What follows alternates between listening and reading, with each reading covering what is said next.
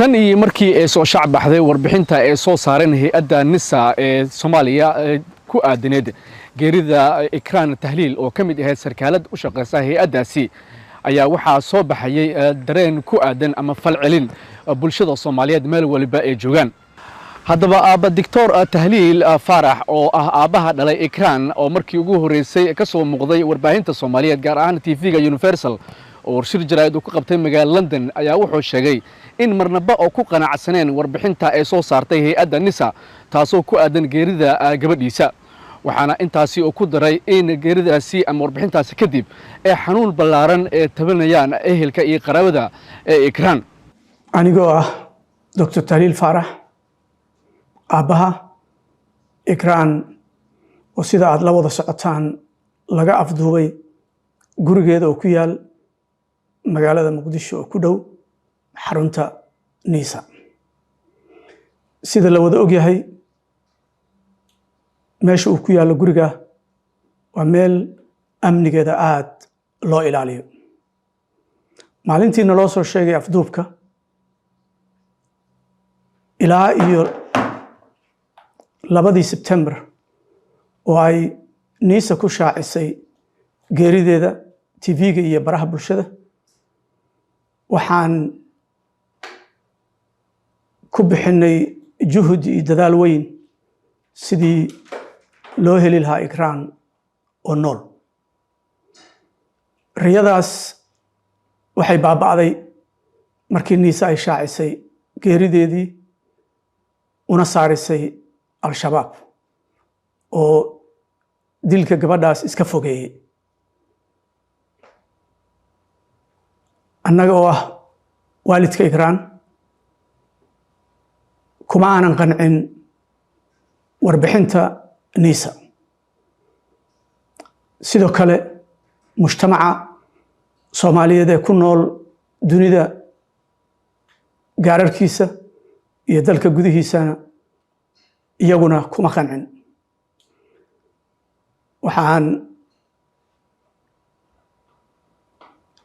ayna dhalisay arrinka isaga xanuun fara badan oo kii markii hore nahayay oo ahaa afduubkeeda waxaa noogu darsoomay inaad ka maqasho gabadhaadii intaasoo maalmood maqnayd inaad ka maqasho geerideeda baraha bulshada. waa wax aad u xanuun badan, waa wax nasiib darro ah. qofka sameeyena uu yahay qof aan mas'uuliyad iyo arxan midna lahayn. xanuunka isaga ah oo ka dhashay afduubkeeda wuxuu nagu abuuray annaga iyo carruurta la dhalatay Ikraan inaan ka tagno hurdo iyo hoyaad. muddada iyada ah ay Ikraan maqnayd waxaan samaynay dadaal aad u baaxad weyn oo lagu baadigoobayo in ama ruuxeeda la helo ama raqdeeda la helo. gurmadka isaga waxaa nagala qayb qaatay dad aad u fara badan oo ku kala jira wasaaradaha kala duwan ee dowladda, hay'adaha kala duwan ee dowladda, xildhibaanada, siyaasiyiinta iyo muwaadiniinta Soomaaliyeed ee macruufka nala ah. dadaalada iyada ah waxay muhiimadda siinayeen sidii loo heli lahaa xog lagu heli karo meesha ay ku sugan tahay Ikraan. dadaaladaas waxaa ka soo baxay waxay ahayd in aanay dhinacna u dhaafsiisnayn afduubka Ikraan hay'adda NISA. waxaan la xiriirnay hay'adaha dowladda ee ku shaqada leh baaritaanka kiiska Ikraan oo ay ka mid yihiin CID-da, saraakiisha NISA, wasiiro, madaxweynaha, marwada madaxweynaha, shakhsiyaad badan oo dowladda ka haya xilal kala duwan. waxaan dacwad geynay maxkamadda ciidamada. kulankii aan la kulannay Fahad Yaasiin wuxuu ku dhammaaday natiijo la'aan isagoo inkiray inuu hayo ikraan wax xogna uu ka hayn laakiin wuxuuna yidhi 2 maalmood hal la isiiyo dibna nooguma soo noqon waxaa noogu soo xigtay shaacinta geerida lagu shaaciyey baraha bulshada waxaan muddo dheer ka warsugaynay in Fahad nagu soo warceliyo nasiib darro waxay noqotay inaanu nagu soo noqon sidii u aamusnaa waxaa noogu soo xigtay inaan ka maqalno 2 Sebtembar TV-ga iyo baraha bulshada in ikraan ay dhimatay al-shabaabna ay dileen al-shabaab waxay iska bariyeeleen ku lug lahaanshaha dilka ikraan taas wax la aqbali kara maaha waa diidnay ummadda Soomaaliyeed way diiday cid kastoo ka damqanaysa ikraanna way diideen markii ra'iisul wasaaruhu xilka ka qaaday Fahad amrayna maxkamadda ciidamada iyo xeer ilaaliyaha in ay baaraan kiiska ikraan waxa durbadiiba ka hor yimid farmaajo waxa run ahaantii la yaab leh in madaxweynaha dalka oo muddo 2 bilood ah iyo in ka badan maqnaashaha gabadhayda ka aamusnaa dhagaana ka furaystay oohinta ikraan hooyadeed oohinta waalidkeed iyo qaraabada ikraan qayladhaanta ka imanaysa bulshada qaybaheeda kala duwan dal iyo dibad in ficilkii ugu horeeyay ee uu qaado ay noqotay hor istaaga cadaalad u raadinta ikraan دكتور تهليل oo hadalkiisa sii wata ayaa ugu baaqay madaxweyne maxamed cabdullaahi farmaajo in marnaba oo hor istaagin cadaalad u helida gabadhiisa farmaajo waxaan ku sheegayaa inaadan marnaba isku dayin inaad hor istaagto cadaalad u raadinta gabadhayda si toos ah iyo si dadbanba fuli dhaartii aad waddanka u dhaaratay ogsoonow inaanu jirin ruux sharciga ka weyn haddii aadan wax ka ogeyn afduubka gabadhayda fadlan ka hor wareeg cadaalad u raadinteeda kana qaado doorka kaaga aadan sidii loogu heli lahaa cadaalad gabadhayda haddii aan isku dayo inaan faahfaahiyo go'aanka reer tahliil ee ku saabsan kiiska ikraan waa soo dhaweynaynaa dadaalada ay wadaan senator cabdi qaydiid madaxweynaha dowlad goboleedka galmudug qorqoor iyo cabdicasiis lafta gareen madaxweynaha dowlad goboleedka koonfur galbeed allah idinku guuleeyo dadaalkiina anigoo ikraan aabaheed ah waxaan rabaa inaan halkan ka caddeeyo in reer tahliil faarax aanay wax gorgortan ah ka geli doonin cadaalad u helista ikraan wax aan cadaalad ahayn nama deeqdo waxaan ka rabnaa hay-adda niisa haddii ay hayaan ikraan iyadoo nool in si degdeg ah ay xornimadeeda ugu soo celiyaan haddii la dilay in meydkeeda nala siiyo si aan u aasanno ummadda Soomaaliyeed iyo madaxda ku howlan dhexdhexaadinta madaxda dowladda waxaan halkan ugu caddaynayaa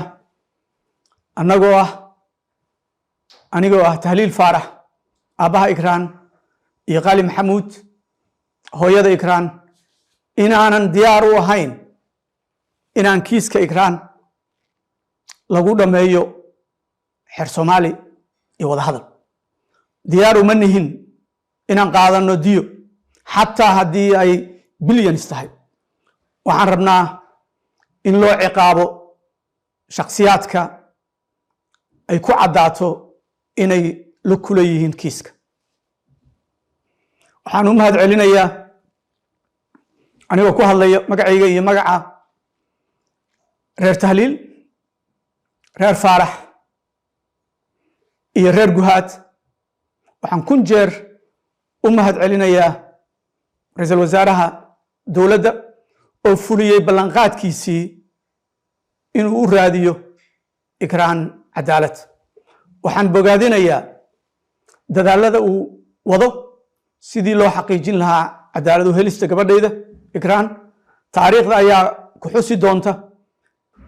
waxaan kaloo u mahad celinayaa ugaaska beesha Gaaljecel iyo Aamina Maxamed Cabdi oo run ahaantii ka qaatay door aad u wanaagsan, waxayna ku bixiyeen juhdi badan sidii Ikraan loo heli lahaa raq ama ruux midkood.